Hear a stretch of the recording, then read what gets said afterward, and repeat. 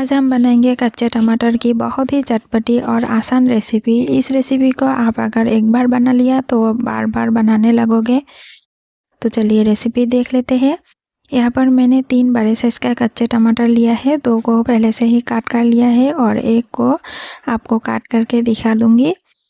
तो ये देखिए, पहले टमाटर को बीच में से काट करना है, फिर पतले पतले ऐसे स्लाइसेस में काट कर लेना है। आपने अगर एक बार इस रेसिपी को मेरी तरह बना लिया तो आप इसे बार बार बनाने लगोगे। बहुत ही टेस्टी रेसिपी है ये। तो एक बार ज़रूर बनाइए और चावल के साथ खाकर देखिए, आपको बहुत ही पसंद आएगी। तो ये देखिए, मैंने इस तरीके से पतले पतले स्लाइसेस में सारे टमाटर को काट कर लिया है।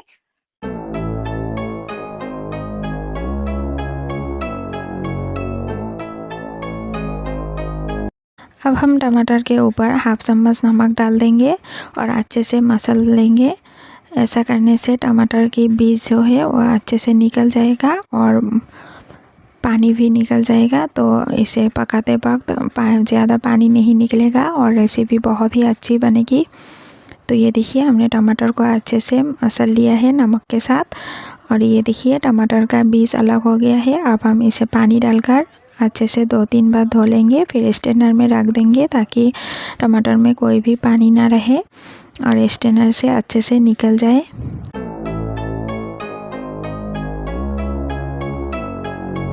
तो ये देखिए, हमने टमाटर को अच्छे से धोकर स्ट्रेनर में रख दिया है, पानी निकल गया है अच्छे से।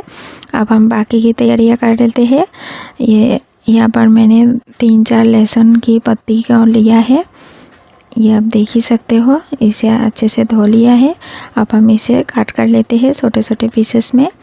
आपके पास अगर लहसुन की पत्ती ना हो तो साबुत लहसुन को क्रश करके भी डाल सकते हो, लेकिन पत्तियों से बहुत ही अच्छा फ्लेवर आता है। तो ये डालकर एक बार खाकर ज़रूर देखिए। तो यहाँ पर हमने लहसुन की पत्ती को काट कर लिया है और यहाँ पर प्याज की पत्ती भी ले लिया है काट करके। इसे भी इसके साथ एक साथ कर लेते हैं। अब चलिए गैस की तरफ चलते हैं।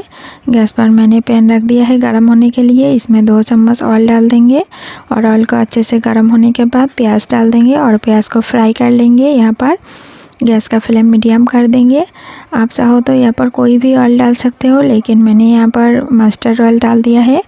अब हम टमाटर को इसमें ऐड कर देते हैं। गैस का फ्लेम एकदम लो कर दिया है और प्याज और लहसुन की पत्तियों की इसी के साथ ऐड कर देंगे और स्वाद अनुसार नमक डाल देंगे और हाफ टी स्पून डाल देंगे हल्दी पाउडर, 1/3 टीस्पून जीरा पाउडर और धनिया का पाउडर डाल देंगे 1/3 टीस्पून और अच्छे से मिक्स कर लेंगे।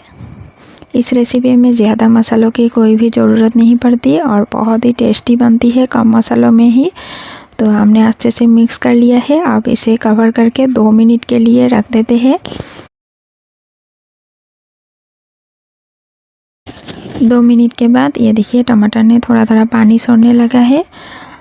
गैस का फ्लेम बिल्कुल भी हाई ना करें, मीडियम पर ही रखेंगे और अच्छे से मिक्स कर देंगे एक बार फिर से।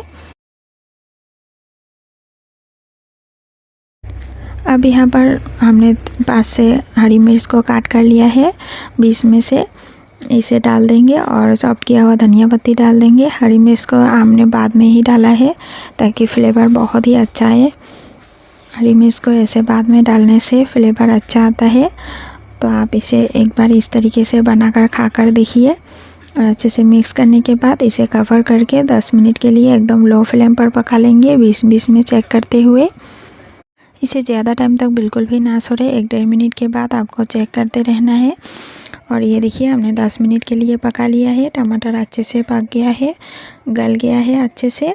अब गैस का फ्लेम बंद कर देते हैं और इसे सर्व कर लेते हैं।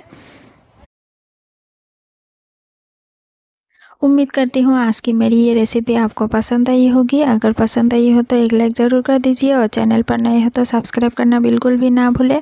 तो मिलते हैं नेक्स्ट वीडियो में एक और नई रेसिपी के साथ। Thank you so much for watching.